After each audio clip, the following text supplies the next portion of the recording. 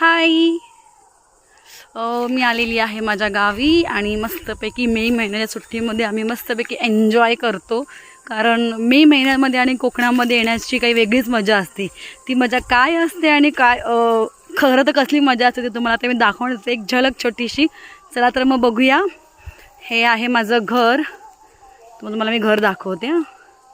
आणि ही घराची आमची मागची बाजू आहे आणि मागच्या बाजूने हा जो समोरचा रस्ता तुम्हाला दिसतोय त्या रस्त्याने मी इथून चालत येते आणि आमच्या घराच्या मागच्या साईडला इथे ही मस्तपैकी आंब्याची फणसाची झाडं आहेत. हे बघा, फणसाची झाडं आहेत, जास्वंदीचं झाड आहे हां, आणि हे आंब्याचं मोठं झाड आहे. हे बघा, इथे आई गेलेल्या आहेत. राईवाळी आंबे असतात आपले. आमच्याकडे लिटीचा आंबा खूप फेमस असतो, चवीला खूप छान असा चोखूनच खायचा असतो त्याला. तर बघा, आईला किती सारे आंबे मिळाले. एक आंबा पडलेला आवाज आला आणि इथे आम्हाला 4 ते 5 आंबे मिळाले. हे बघा किती आहेत आई आंबे. हे बघा, किती सारे आंबे मिळाले. वाव, हा बघा, हा खूप जुना आंबा आहे आमचा.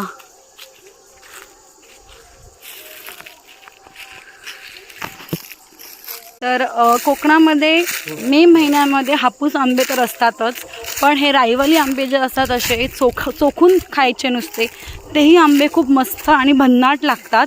तर आता चला आम्ही जातोय हे आंबे खायला, दोघी सासू आणि सून मज्जा करायला. चला तुम्ही पण या. हे बघा, असे पाण्यामध्ये हे आंबे चांगले असे धुवून घेतले ना स्वच्छ, की त्यातलं चीक जे असतं वरचं ते निघून जातं आणि मग खायला अजून जास्त मजा येते.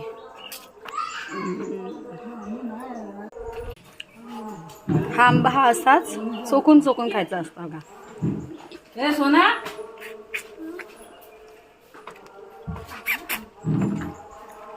रस थोडासा गळतो, थोडासा हे होतो, पण मस्त छान लागतो. तो पडला ना खालून तर इथे तो चीर गेली आहे. अजून पण खायचं.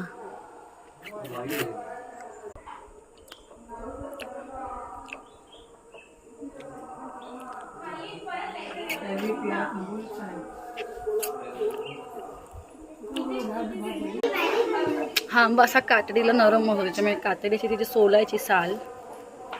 हे बघा, आणि रसाचा चोखून खायला मस्त यम्मी लागतात ना. मुंबईला पण असे आंबे मार्केटमध्ये मिळतात, तर नक्की खा आणि कसं लागतं ते मला कमेंट करून नक्की सांगा. तोपर्यंत बाय.